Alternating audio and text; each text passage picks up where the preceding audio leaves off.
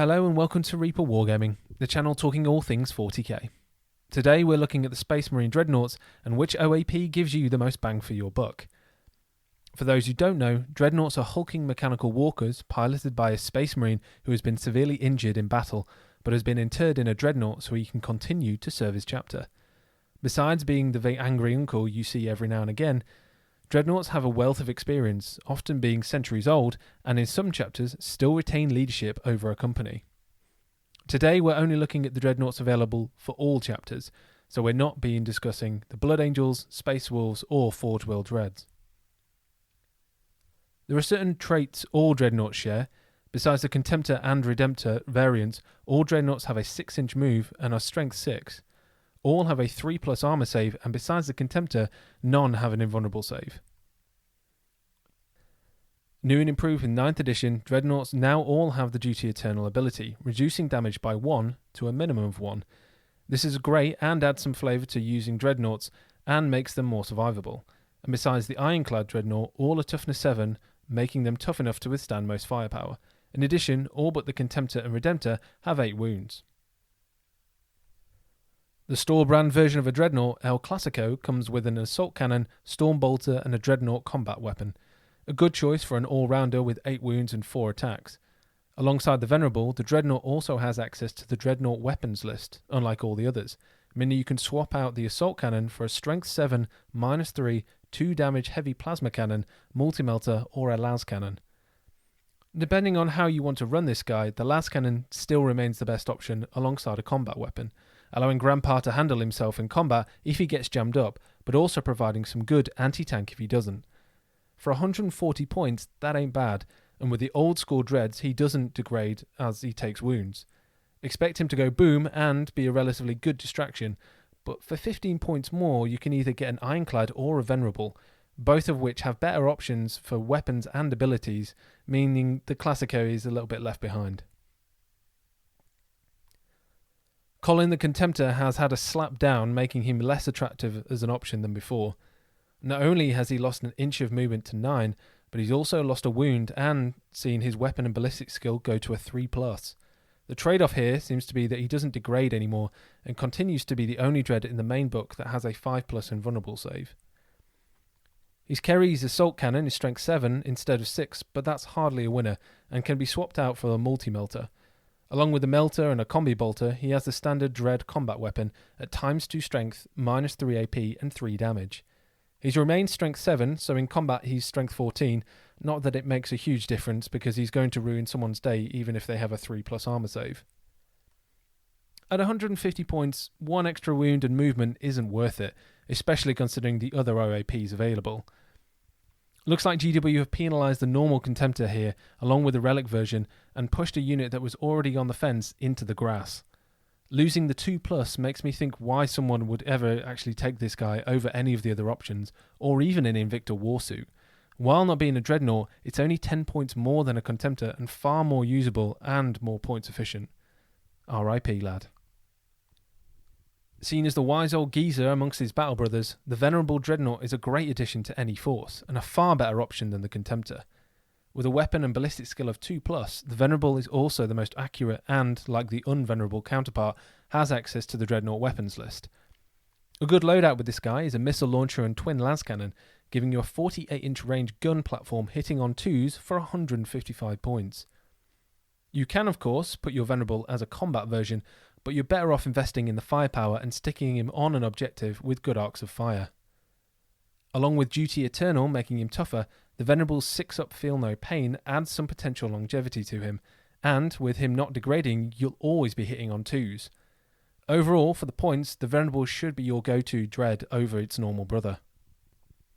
The Ironclad was always a tough Dreadnought, and has only got tougher with the addition of Duty Eternal. At toughness 8, this bad boy can be hard to deal with. Designed to take on a siege roll and slog it out against a bastion, the Ironclad has some disturbingly good weapon options. Coming equipped with a Dreadnought combat weapon, with Storm Bolter, Melter Gun and a Seismic Hammer for 135 points, means the Ironclad has some significant damage output for its points.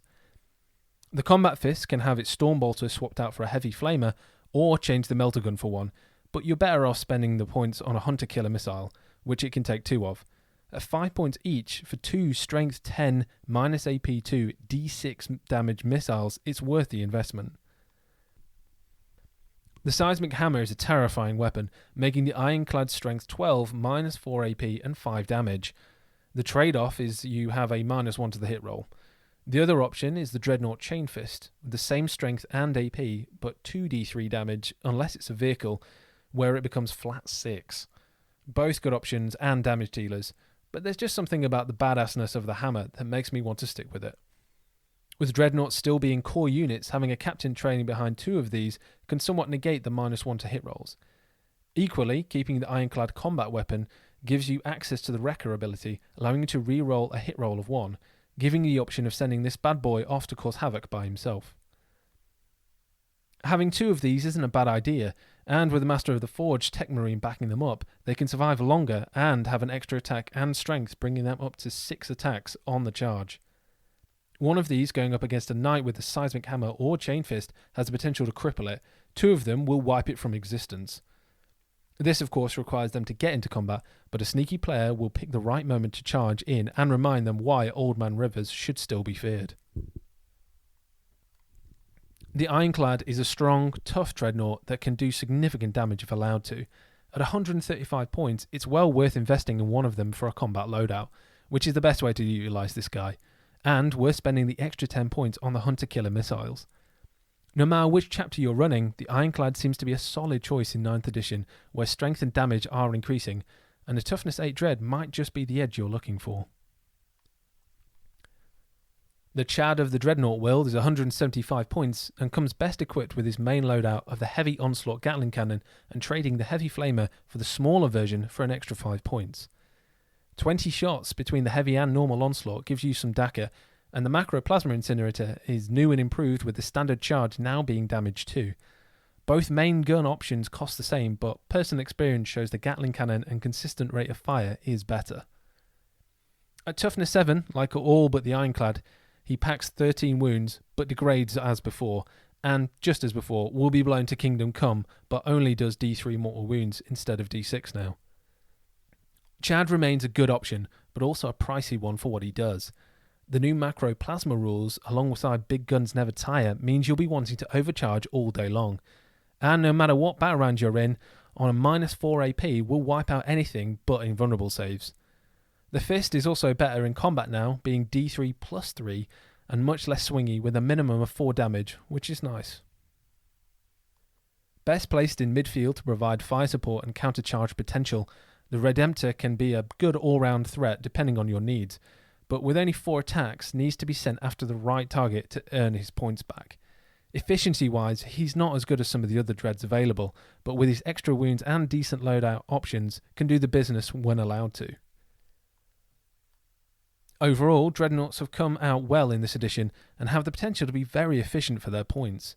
For me, however, there is a clear winner in either the Ironclad as a pure combat dread or the Venerable as a pure fire support platform. Both are tough and have great abilities while being most points efficient. This, combined with some other great Space Marine units, means your Dreadnoughts aren't a top priority but are a threat that needs to be dealt with. Of course, this all comes down to personal choice and how many points you're playing with. 1500 to 2000 point games or dreads have a place, but lower point games or a combat patrol list should focus on the Ironclad and Venerable, both of which are very good options for smaller games due to their abilities and loadouts.